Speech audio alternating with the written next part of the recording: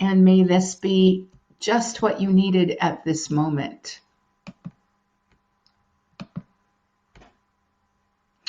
So hello everyone, this is Dr. Alana James, and today's topic is one of 6, part of a group that is meant to prepare people to do an excellent job on their final dissertation, thesis, or journal articles, depending on where you are and what your topic area is, what your program and topic area are at your university.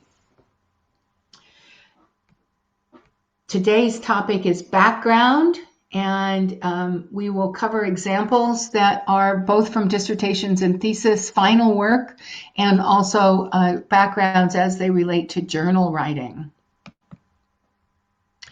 So just an overview of the system you are part of with this webinar, whether or not you have taken advantage of it yet. So there is a background website, or we're working now with a learning management system, which is something new to this company. And that is up on graduate.pd.education. All of you who were signed into either a PhD Scholars group or the PhD Scholars series, or you attended last week or registered for last week, have been made, given a username on that particular site. So you can go to graduate.pd.education, and it's capital DOCS #123. I'll have to check that, but I'm pretty sure that's the password. And if any of you know that password and can confirm it, that would be great. At the end, I'll confirm it for sure. But you go to that. The idea here is that that particular website has a lot of materials, materials that we've been developing for the past 5 or 6 years, all of which impinge on one of the subtleties, one or more of the subtleties that have to do with this big issue of writing a dissertation or thesis. And so we've carved out a lot of different concerns. We've made them videos with articles, checklists, all kinds of materials for you. And every week there is a webinar. There is also a module in that course that you are signed up for. And that module has many toolboxes, depending upon the kind of adult learner you are. So if you're a social learner, there's forums. If you're I like to quickly scan articles, there's all of those video content that you can listen to while you're driving your car, as much as you can go through them on the web, and also self-tests, which end up giving you badges so that you can test whether or not you've understood one of 3 competencies for this kind of work. You have to know all the way across this, you have to understand the knowledge area that's being required of you in each section of scientific writing. You also have to know the criteria across just the general and sometimes specific criteria that particular topic area is judged by. What are the standards there? And then third, you have to know how to write it. All 3 things are slightly different competencies, but they roll out together to allow you to build a thesis of which you can be proud. So on a given Friday, the Friday before the topic, so a week ago Friday, the course on background came open. It had those things in it. And if you'd been aware of that and had taken the time, you could have gone and looked through those things. There also would have been a WooClap address, which is always in the course under the overview section, that you can go to and you can anonymously register your questions. Those questions will always be answered by a professor at the next webinar. So today I'm answering the WooClap questions that have come in before that. Then the week following having that open is the webinar itself. And what I'm doing with this series is a little different than the other kinds of content you will have found on our site. what I'm doing is I'm looking from the advantage of somebody who's already got the work done, but has to write it up. So less explanation in some ways and more critical analysis of other people's work so you can see the similarities and differences in scientific writing across fields. That allows you, much like a map, to choose your own course for your own section. And then, so you can ask questions in WooClap, you can hear them answered in the webinar, which will be the critical analysis. And then also WooClaps will be answered in the courses online. What I'm building here is a repository of things. Some of you are here because this is coming up in your world. Others are here because you're down to it, and right now you're doing writing and you have 6 months to get it done. So there was a lot of, and some of you are here because you're writing your proposal, but you haven't yet actually collected data. For all of you, though, the entire repository of system will be available throughout the rest of the time you're at university. So we're not going to close these down once you're part of it. You will have someplace that you can go back to when it's the right time for you to refresh on these issues. All right, so general notes. And you're going to see this today more than you saw it last week in our conversation about our, so last week we talked about argument, what it takes to make an argument, and we looked at some abstracts, because an abstract is the place where the writer should be making their argument obvious to the reader. So we took some look at that. But really, what you are doing is an art form. Just like there are many ways of applying paint on canvas, there are many, or any other topic, you don't have to even apply it on canvas. There are also many ways that you can write a dissertation or thesis. So every session will unpack several ways that that section has been done by people who have graduated and now have doctor in front of their name. So within that, every one we are looking at has already been given the stamp of approval by their university.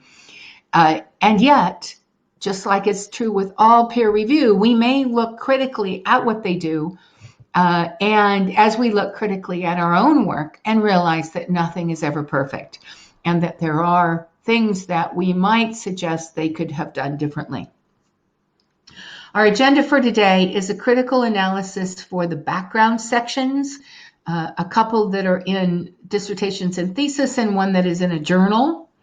And then a discussion that I hope all of you will engage in with what you're doing and the challenges you're facing with background and or anything else in your work, and also what you may have heard from others who have gone through final defense or viva, and how it may pertain to this. So it's a wide open topic at the end. This is part one, where we're going to discuss what are the parts of the background section, what does your reader need to know and understand about your claim in your, because the background is the area where you unfold for your reader the claim you are making in your argument. And then how you might set your own standards for your work and what standards or criteria matter just in general, and what electronic tools we have that may help you. Help me remember that one. All right, so background sections can be long or short. They can be very simple or they can be complex. But in my view, as an examiner of these documents for different universities, I look for a couple of things. I think every background section must at least give me a positive answer to of having these two aims. I want them to set up their claim in an argument I can understand. I want to know where I'm going as a reader. And I want to have enough background information that I can ascertain what I think about that claim. I can look at my own biases coming into reading this document And I hope that the writer is a good enough writer that they entice or excite me in some way so that I can see the significance of their work and want to read on. So that's twofold. One is cognitive and one is emotional.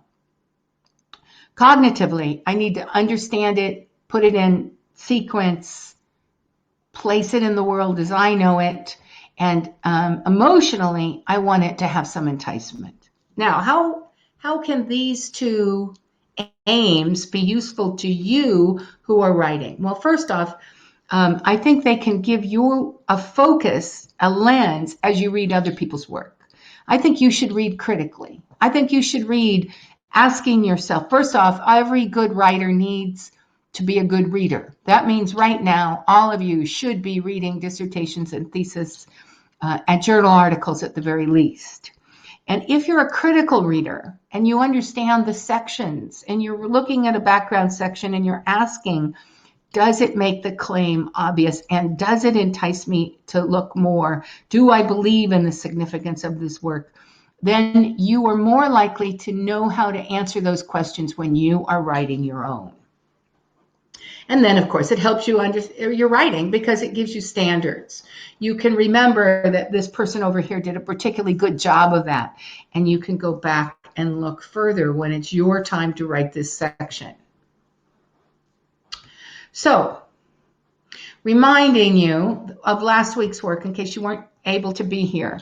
An argument has a claim, you back up that claim with evidence, you have a warrant of something that ties the evidence to the claim, makes it clear for the reader how they go together, and this adds up to, and notice the question marks, what some parts of our academic world call proof. So pre-proposal section, you are all writing, the abstract would give your whole argument, your background section makes your claim, and the claim that you're making in your pre-proposal is that your work is significant enough to be allowed to go on to finish your research. That's the claim you must make in your proposal section. You have literature which backs up that claim. It's in fact the evidence in this case, and your methodology is the warrant that shows how your evidence, how your research methods will hit the hole that you've uncovered in your literature and back up your claim. That's loosely how these things work. A little different for each field, but that's the general motion we are looking for in a proposal. When you're finishing, you're going beyond that. You have your abstract, again, has your whole argument, your background is your claim, but now you've honed your background just to the specific claim you have actually been able to substantiate through your research. That may change from what you thought you were going to do. Your literature, again, is like your background, is honed to make a tight arrow to what results you have and what discussion you have. Your methodology remains the warrant that all of this goes together, and then your results are the evidence that is on which your claim is based, and your discussion is your proof of that. So a little bit of change depending on where you are in the system, but everything needs to be like a funnel, taking your reader through the funnel to the specific significant points you want to make, which we call in other sections of the work you'll see is called that the golden thread. It comes from a South American academic, and I just think it has the emotional characteristic that you're shooting for. You have a specific small something that you got out of your work. And what is that something at the end? That something is probably that which is different than you thought, amazing, little bit, there's something that happened through your process that you really learned from. That's where your work becomes significant. It may not be what you thought it was going to be, and your work at the end may be significant for a different reason than you thought. So I hope those of you who were at the end or hearing me help you unpack the where you thought you were going to go to where you went. Because as an examiner, I want the story of where you went, what happened there, and what's the piece, the nugget of gold I as a reader can take from that out into my journey and the rest of my scientific world. Okay, so we're going to look at some examples. And this, if you were here, last week, this is one of the examples I used before. Following this, in your, you have a handout. The handout has the slides. There are 3 sections after this where I'm talking now. One is for the humanities, one is for the sciences, and one is for business. And those have examples from ProQuest database on finished pieces of work that I thought were interesting to critically analyze. Each week, I'm taking one of those and discussing it more in depth. This is the one from, we had some historians here last week as well, and I thought this was a particularly interesting historical piece. So you would have seen last week, and if you can always go back and look at last week's recording if you need to, of what this particular author said was their argument. Basically, it amounted to the fact that they did a lot of research of tombs and engravings and epitaphs from a particular dynasty in China, and they make the case that from this particular kind of historical research, you can understand issues that came up in people's lives in a way that broadens the idea of that dynasty past what was already understood about it. Okay. Now we're moving on from that claim, and now we're looking at what's the background like? How did they set their reader up to understand that claim? And I want to make a note that this is a 4-chapter dissertation or thesis with one short introduction. Now, there are 5 basic sections, background, that all scientific documents hit, whether we call them that or not, or however we put them together. We always have background, literature, methodology, results, and discussion. That's just the basic framework scientists think out of. And so if you're going to mess with that framework at all, be doing it really consciously, because most scientific readers come in expecting to go down that path. So this person only had 4 chapters, and the second chapter was an explanation of the dynasty. So that would be more like the literature. So I thought, okay, probably the things I'm going to be looking for in terms of background are going to be in what they call introduction. Very short chapter, 10 pages long. And did it have the things I was looking for? So the first section on the death rituals set up the problem in understanding the particular dynasty because of the variety of death rituals. The enticement was this topic of, is there more there than we could have understood before? Through the process of time, has there been a cultural standardization and maybe actually we're missing something that was enticing? Sources and methodology brought up the significance of the work is strongly placed in how many sources of data they came up with and how in-depth their methodology was. And then they helped me as a reader, or all of us as readers, to go forward because they gave us an outline of what is coming next. So that was one solution to a background problem. Now let's look at something very different. Again, I mentioned that a couple of people were here who were doing work in soil. And so I went out specifically to find something. This is an excellent example in the, it's 2 chapters. It is one chapter that does all the things we would expect to see in the first 3 chapters of a 5-chapter section. So it's the background, it's the literature, and it's the methodology, all in the chapter 1. And then the chapter 2 is just your results and discussion. So remember, this is an art form, and you can play to whatever standard your university has or your particular science uses, etc. So I don't know soil sciences well enough to know whether or not this is a typical solution to this problem, but it was a 2-chapter solution. Worked very well. Now, do we still see these things that I need to see in background as a reader? And then how was that changed? So the ecosystem resistance and resilience in the context of restorative soil, shear strength, and the wetland science, that section set up the problem. Basically, that wetlands change a lot and ecosystems change because of industry, etc.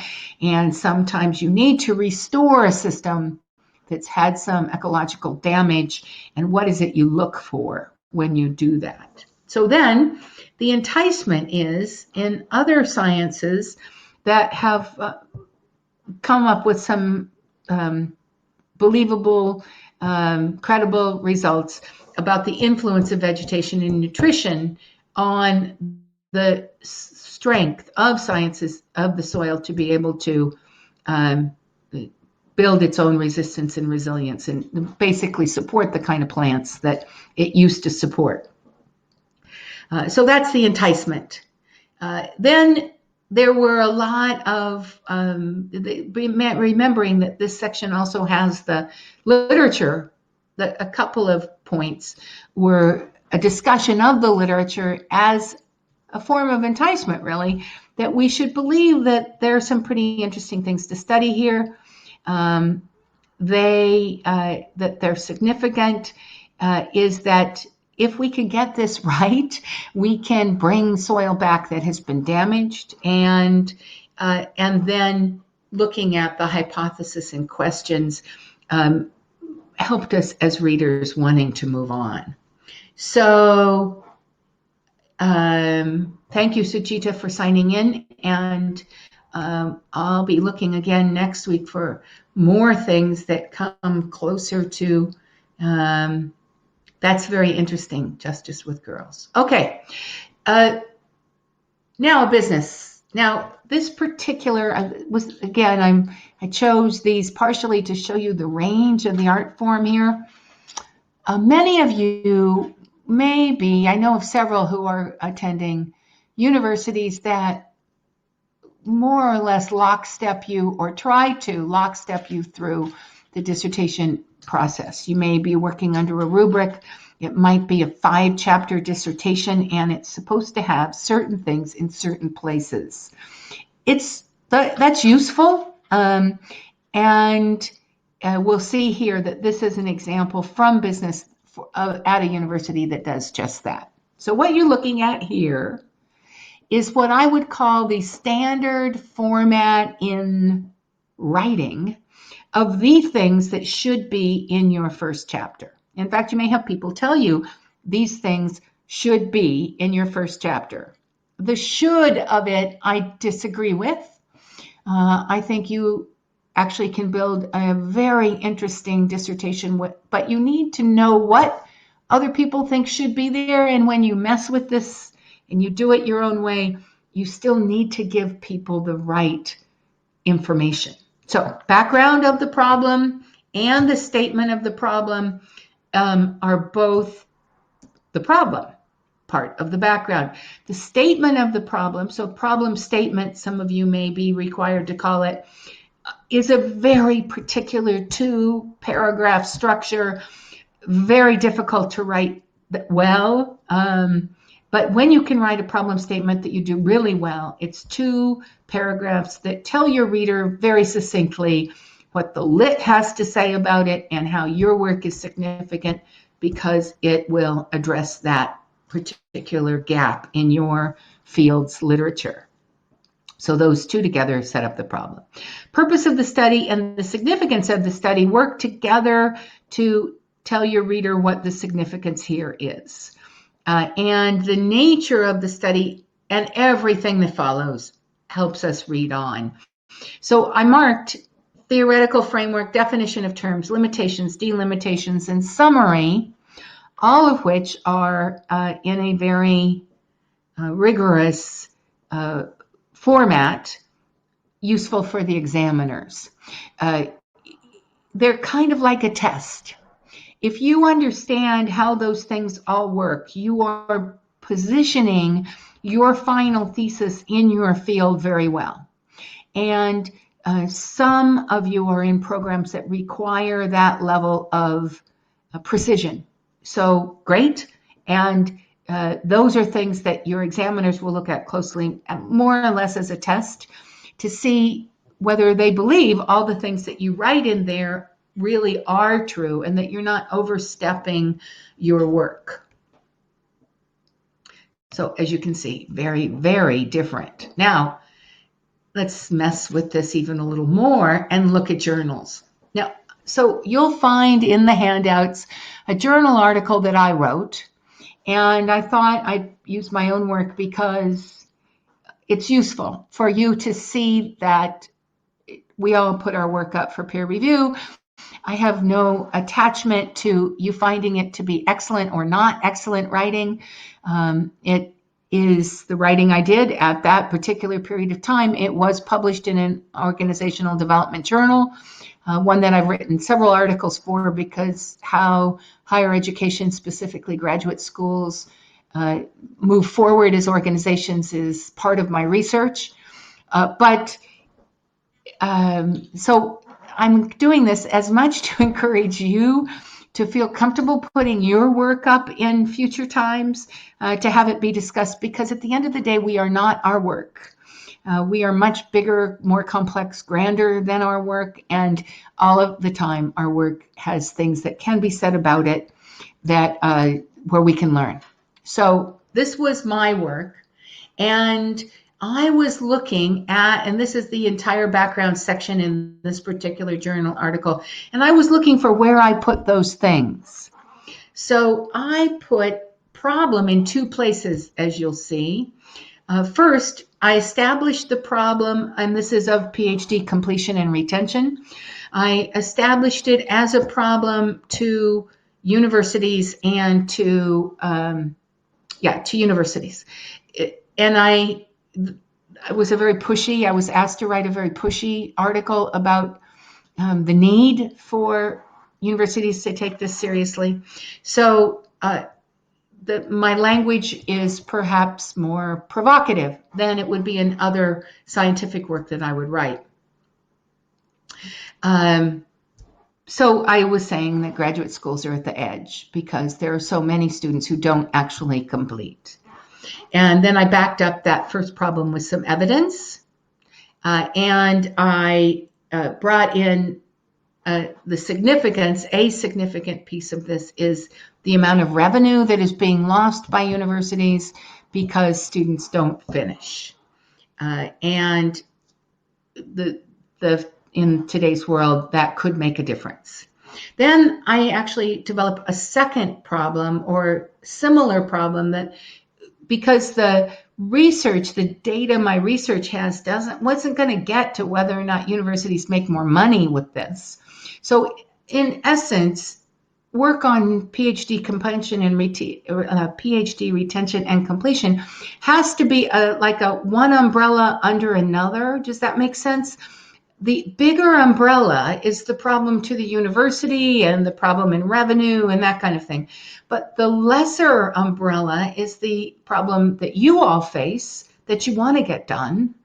And then whether or not we can do good work in that smaller range of research, it can then be implied that the work will be good in the bigger range of research too. Until we get sometimes smaller research done, we can't extrapolate to the bigger. So many of you may be actually studying a smaller something that extrapolates quite well, and logically, but you can't actually get data at that bigger level. So that's the setup. That's always the problem I face with my work.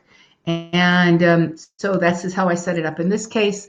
And then if we move on, oops, went too far, I think. We move on to the second part of the background. I set up then the problem has to do with, from a university point of view, universities have much more diversity than they've ever had before, but with diversity in students and in professors and in the fields we study and in the innovation, there are so many more likely that we're going to have gaps in what we've been able to present, do at the right time so that all of you are very comfortable with where you're going. And so it's my contention, and this is the contention I can study with data, that online professional development has a role to play in that. So my background is setting up those things, and I help you as the reader read on by telling you what this article will actually address and what the questions are. So background in a journal article is much more, it has to be shorter, and it really needs to read the reader on, because your reader won't read past your background unless you have some enticement in it. And so that's how I did that section.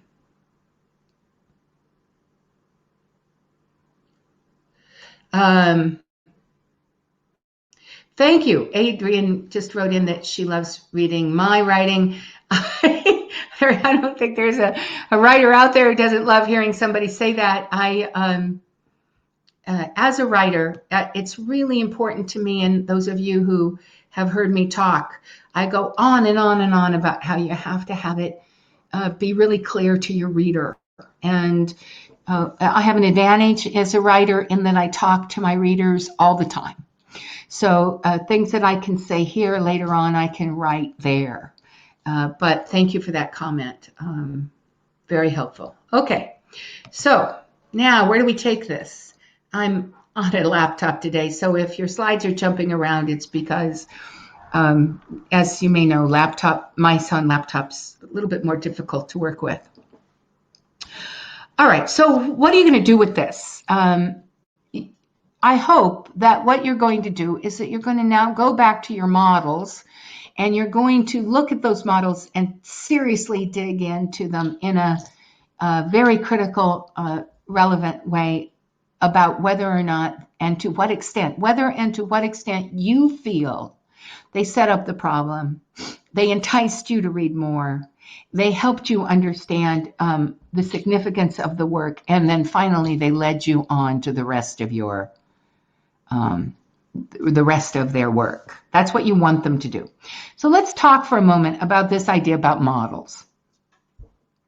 For those of you that are new to doctoral net PD education work, you'll find that throughout it, we discuss that you should have, in our opinion, 5 models, and you should have gotten these and been working with these from the very beginning of your research writing work. I recommend 5, one that is your general topic area in general, one that is your general methodology, one that is an award-winning dissertation or thesis in your field, one that came from your committee and, or even better, your supervisor, but if that's not possible, at least your program at your university, and one that throughout you're looking for models you find is just so well written that you really wish you could write like that. I want you to print them out. I want you to have them on your desk. I want you to look at those sections and critically analyze them every single time you go to write. Because, as I said, good writers are good readers. So you've read them for some things. Don't put them away and forget them on the shelf. Keep looking at them critically. It will save you so much time in writing, you'll just be amazed. And if you didn't do that as you started and you start to do it now, you'll find that you're so much more confident of your writing and you have so much a better idea of where you are going. But some people will say, but what does that have to do with plagiarism? And I think we need to talk about that because plagiarism is a very big issue and none of us want to even go there. And we also might do it. If you look into some of the work we've done on plagiarism, you'll find that there are ways it can happen without you even being aware of it. It's not so clear as you completely copied somebody's sentence and didn't put their name on it. So let's talk about models under this auspices of plagiarism.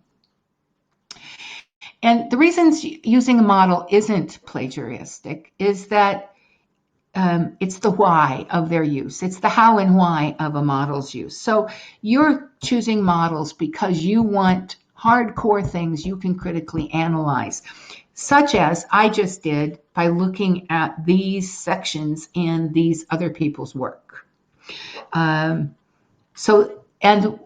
because you want to do it for critical analysis, you need to have multiple copies so you can compare one thing to another. You also want a model because you want to increase your own writing ability. And that requires that you have examples of things you find particularly compelling where you can mimic a sentence, a paragraph, or a writing structure. Not the words they use, your words, your topics, but the sentence, paragraph, or writing structures they used, which helped their work be compelling. And then finally, you also might want to use models for increasing your methodological understanding. So you probably read some books on your particular methodology. You had an idea of what you were doing. For those of you that have data, you've now actually done that. But now you have to write it up. And in reading how other people wrote up something similar, it will give you places that your mind can say, was it like this for me? Should I tell my reader it was like that? What did they tell me as their reader? And do I want to tell my readers that or about that? So again, critical analysis is key. The more models you have, the more you use them, the more you will hit a higher standard in your own work. So again, the types you're going to want to look for: topic, methodology, something similar to your theoretical or conceptual framework, examples of style, writing, and award winning.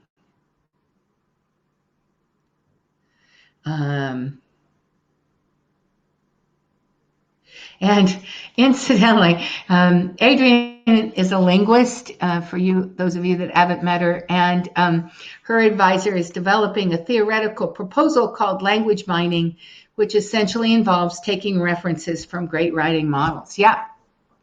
In today's world, with so much knowledge so easily available to us, I don't think any writer should go into a new form of writing without having lots of examples of how other people are doing that form of writing well.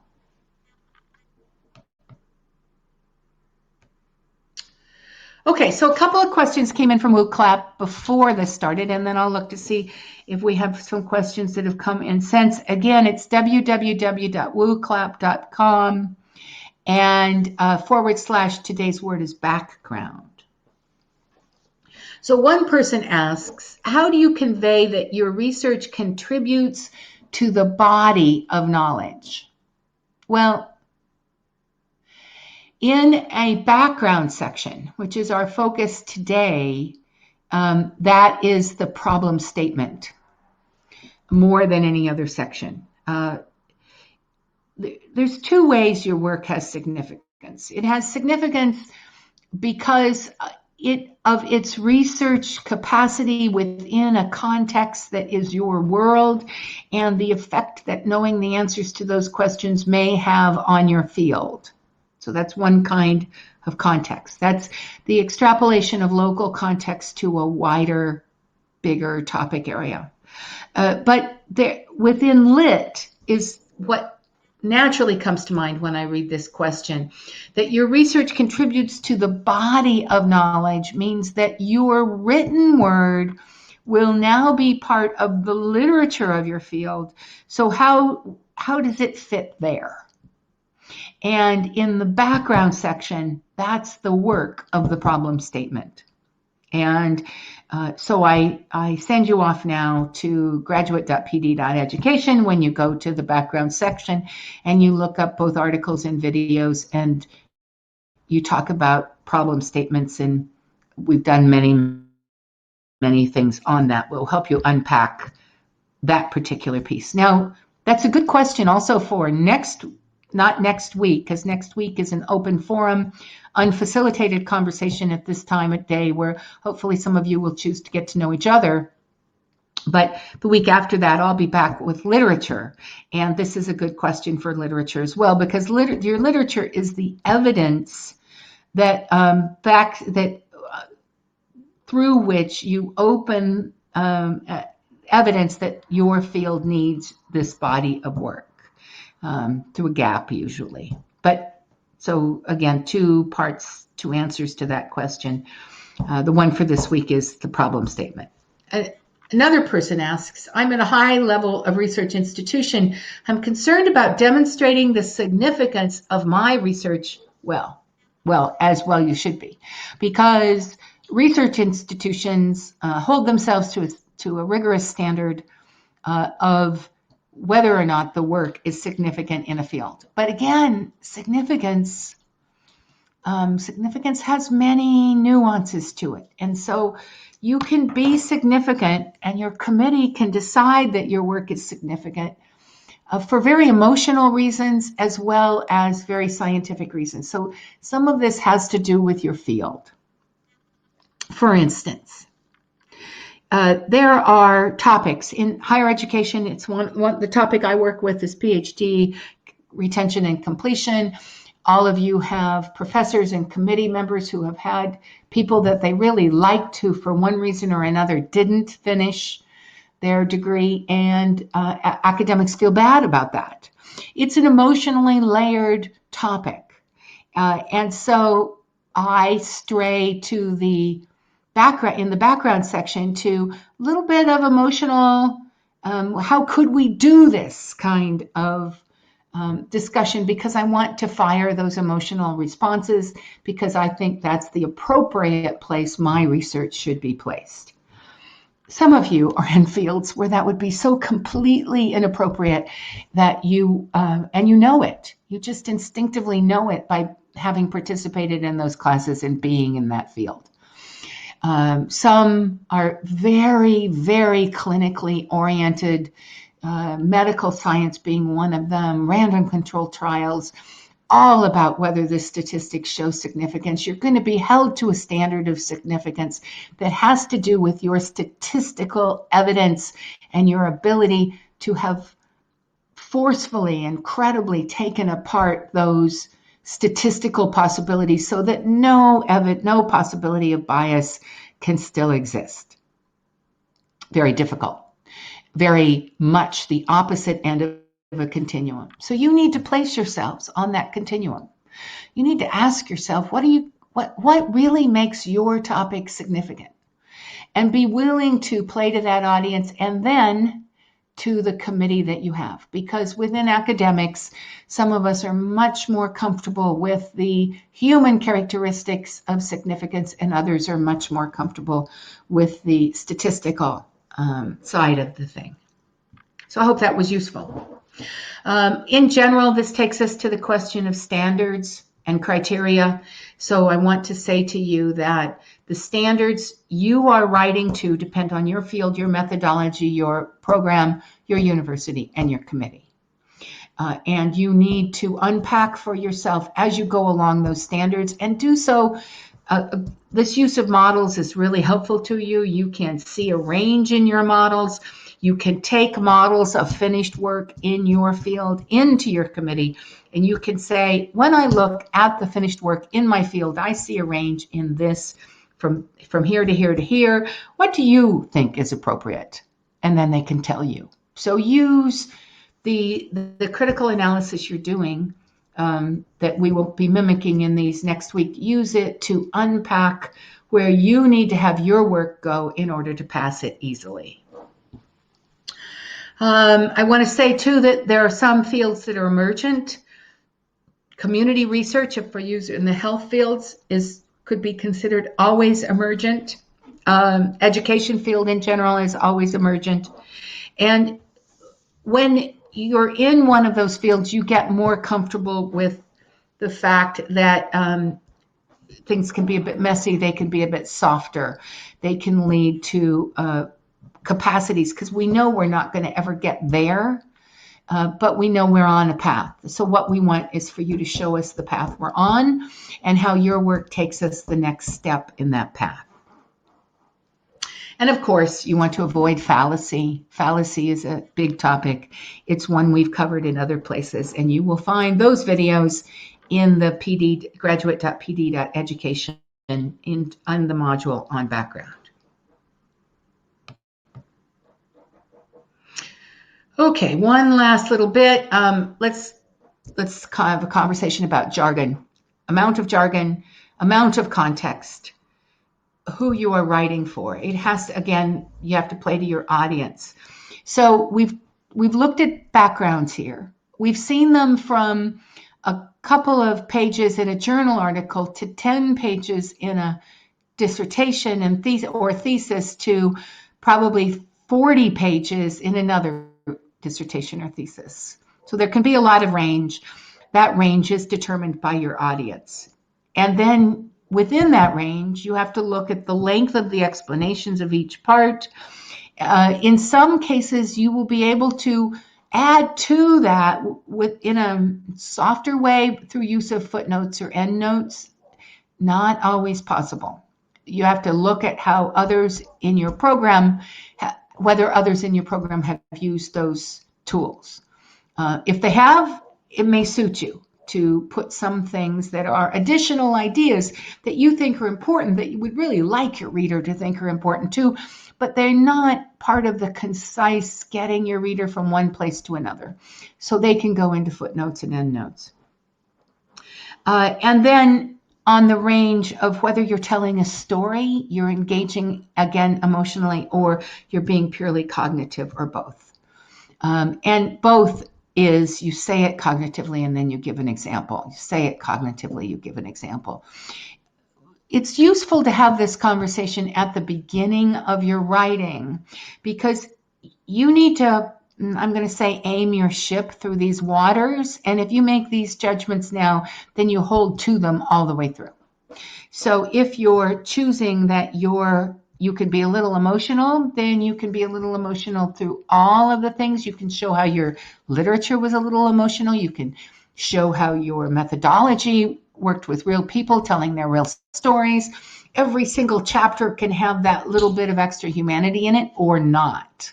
So decide at the beginning where your personal standards are going to be, and then hold to those standards throughout the rest of your writing.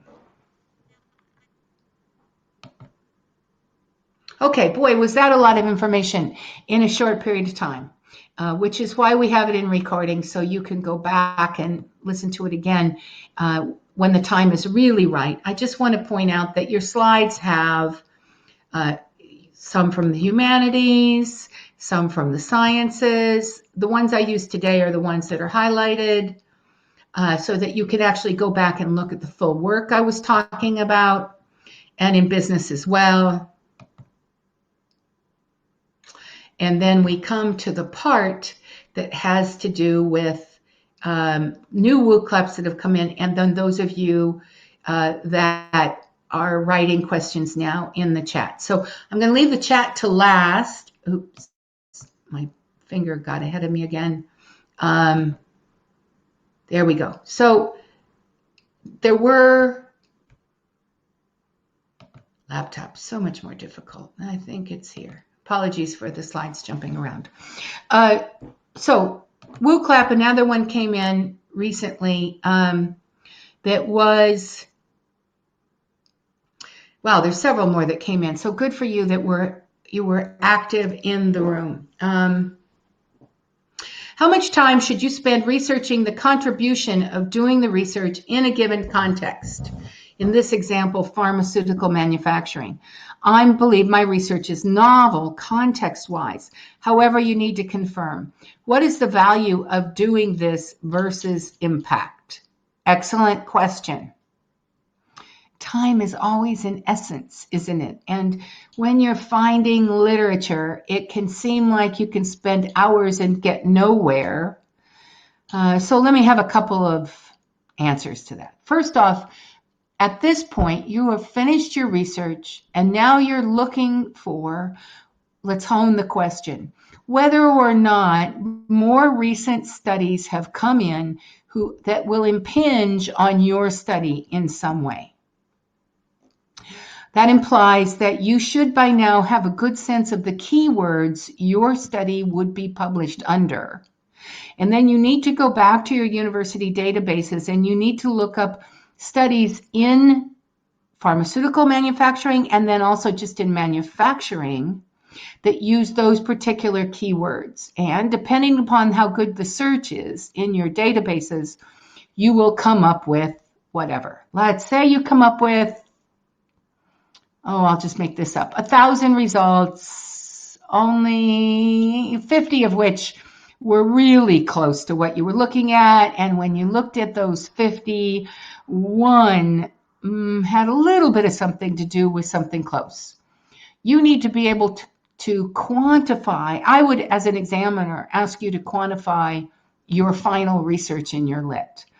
And to be able to say, if not in the document itself, at least in the defense of that document or the viva for that document, to be able to say, I did a final search at the end. These were my keywords. These were my results. This is what I found. These 2 or 3 people seem to be on a similar track.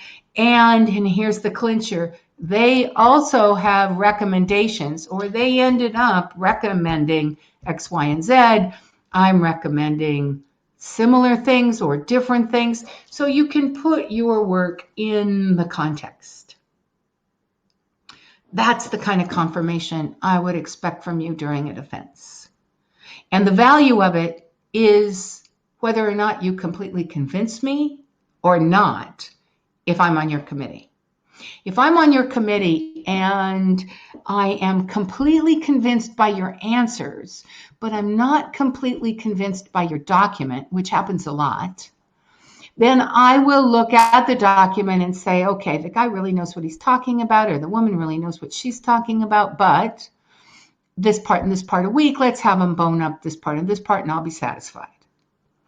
If I'm not convinced by your discussion, then I may have a harder time in that conversation with others at the end when we're deciding your fate for the next year and whether or not you're going to have to redo a lot of this. I will be harsher because I didn't get convinced. So what's the value? Convince me. Oh dear, now I have to find out how I go back to my questions. Apologies. Okay, in the claim, is the claim in the background section the golden thread? That piece of new original knowledge that grows out of addressing the RQs? No. In the background section, that's the claim in the discussion section is the golden thread that unties this new piece of original knowledge that comes out of growing these. The claim in the background section is the hint that it's the enticement that this research might actually result in that golden thread. Appealing, just the word appealing. I'm going to imagine that appealing is has a question around it about how do you appeal? How do you entice? And the direct answer to that is you know your audience well enough and you talk to them, you are part of them, you are becoming an active voice in this field, and you can appeal to them because you can have a conversation with them. So if you go up to 5 different professors and you talk about your research to those 5 professors, likely you're going to find that your words change a little bit. And so you want to cut like a swath down the middle of that to be appealing to the widest possible part of your audience. If you have a chance before you finish to go to a conference and discuss your work with slides in front of your audience, do so. You'll learn a lot about what appeals to them by asking them questions directly and then seeing the answers. Professionalism, same thing. I think you're asking, how do you hone yourself to a high standard of professionalism? You have to look at your professors and put yourself in their shoes. How do they talk? What do they say? When you find them intriguing or compelling, what are they like? And then let your words hit that standard. How is the background section related to the focus of the study? It's related. Let's use a movie analogy for this and see if this helps. In a movie, we may be honing in on, and we're going to spend the 2 hours learning about the intricacies of the people and their interactions with each other. But when we come into this movie, we're shown wide panorama of the place, and then it gets a little closer and we see a carriage, or we see a modern car, or we see a rocket ship. So we are given the context in time.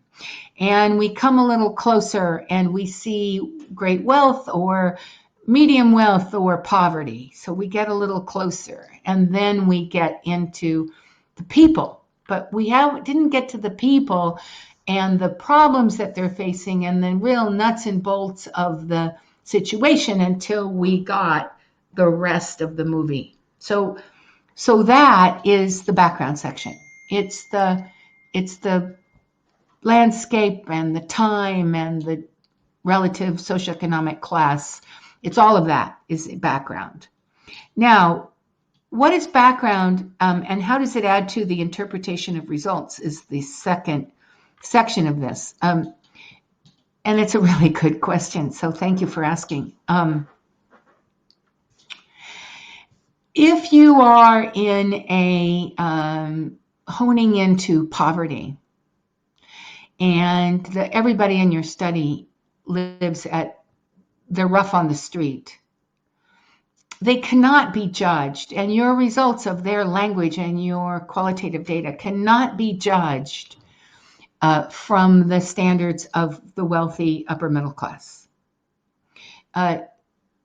So your background section needs to help your reader know what is appropriate and not appropriate, finally, in the interpretation of those results. And more than that, it would depend upon the specifics of your work to go deeper. But if you want to carry this out deeper, you can go to the background section of pd.education, graduate.pd.education, and you can go into the background module and go to the forum or go to the second toolbox or the fifth toolbox, and you can talk more about this very specifically to your work, and I'd be able to have more ideas. So that's a really interesting question. Okay, motivation, feeling overwhelmed, don't understand the necessity of a framework.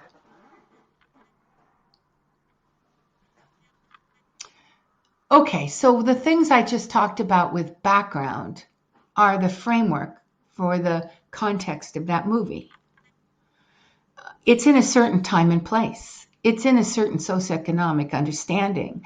It's set within things, and then from those things, we need to know what to expect. That's what framework is. It's all the stuff you take for granted that your reader may not know. And so we call it theoretical or conceptual frame. And there's a book by Reason and Rigor. It's in its second or third edition now. It's published by Sage, and it's the best on conceptual and theoretical frames that I've ever seen. So then specifically, and you can go to the literature section of graduate.pd.education, because that's where I believe I put theoretical and conceptual frames. We have many videos on it as well.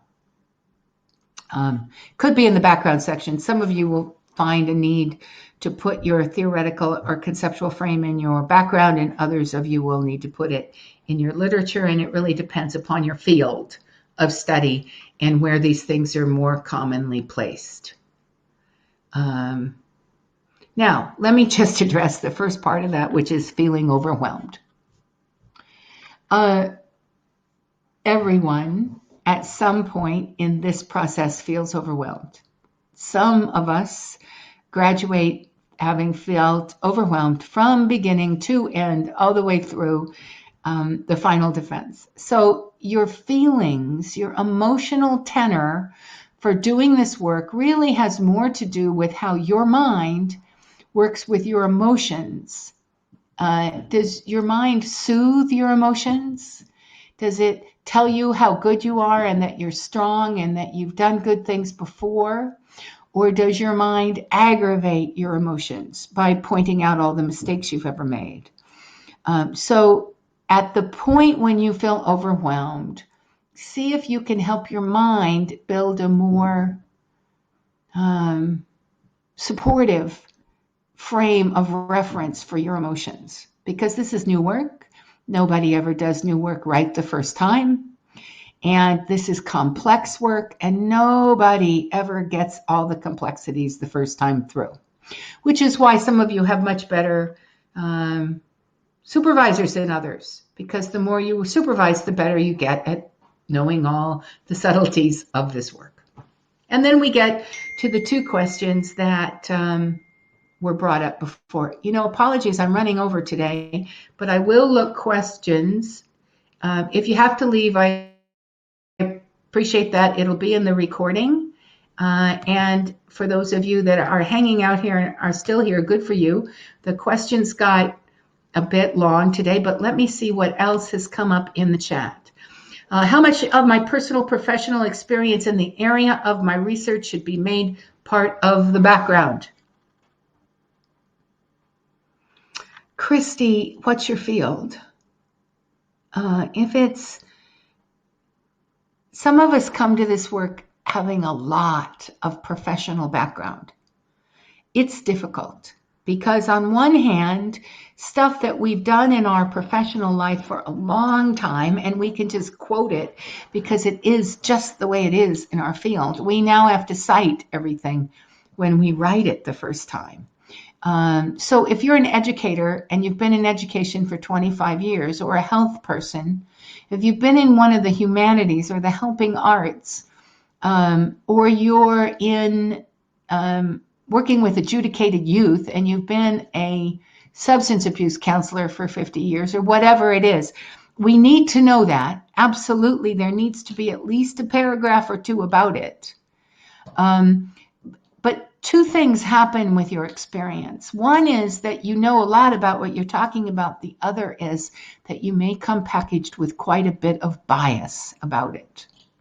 So if you have extensive work in your field, I would want not only to see it in the background section. Background is a good place to put it. It's good to have a section there. It's also good to start your writing with how much first person is going to be part of your writing. And so the background section is where you can use first person well and easily, and then you can set me up as your reader for how much of that I'm going to see throughout. Sometimes it's interspersed back and forth throughout. And then I also will want to have you talk about biases that come from that in the limitations delimiting section also of the background. Make sure you let me know as your reader that you've done quite a bit of work to double check your results so that your own biases don't overcome those results. Thank you, Christy. Human resources development, org development. Yeah, in org development, it would be, you would need to, because it can be so diverse, right? We can work with all kinds of organizations. So I would want you to talk to me not about maybe your whole background, but about your background in things that were closely related to your research. So that might be helpful as well. Now, let me just zip up here and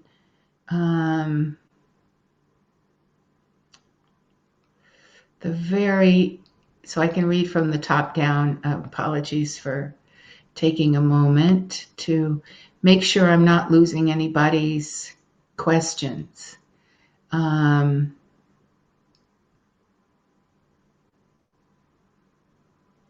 So I see we have several educators in the room. So Stephanie, I will be looking for gifted and talented, internal and external factors influencing the desistance of justice involved girls. So yeah, I would have, my language would have been adjudicated teens and whether or not they left the system. That's always very interesting work.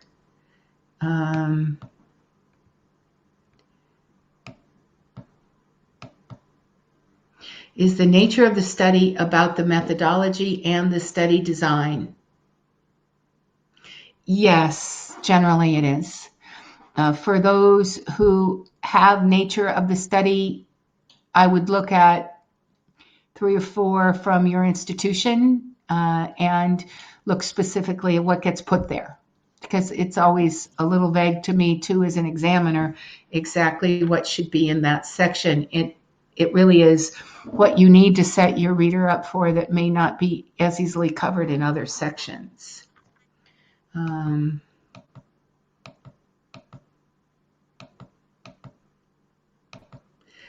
Charter schools and school choice, why women of color are choosing charter schools for their children's education. Excellent qualitative study. It should be really very interesting, especially to the charter school basis. And it'll be interesting to see whether you find a lot that is also being done in that area. I don't remember the name on the book, Donna, on conceptual and theoretical frameworks, but the authors are Reason, R-E-A-S-O-N, and Reason and Rigor? I want to say, oh no, Reason and Rigor is the name of the book. That's it. R-E-A-S-O-N and R-I-G-O-R is the title of the book. Isn't that funny how our minds go together? All right, so that is, we're over time, and that's the full course of today. However, if you had a question and you wanted me to answer it, I can stay another minute, but please raise your hand. Tell me that you had a question you wanted me to answer today.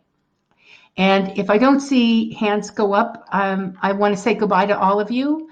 Please consider coming this time next week and getting to know each other a little bit, getting to know what's been easy or hard for all of you in your work. I think you'll find that just as we can critically analyze work from other fields and learn a lot, we can critically analyze and experiences of other students like us and learn a lot. And some people in other universities might have ideas or might know of some situations similar to things you faced, and it might be a good group. So I'm hoping that works for you. And don't forget that under graduate.pd.education, go ahead, sign in, see those resources, check into a few forums. As of right now, it's an underutilized resource, so please go there and see whether it's useful to you and tell us what you find. Okay, I did not see any hands go up. Going once, going twice, hands are in the chat box. And I'll turn off the recording, and if no hands go up by then, I'll end the webinar. So thank you all very much.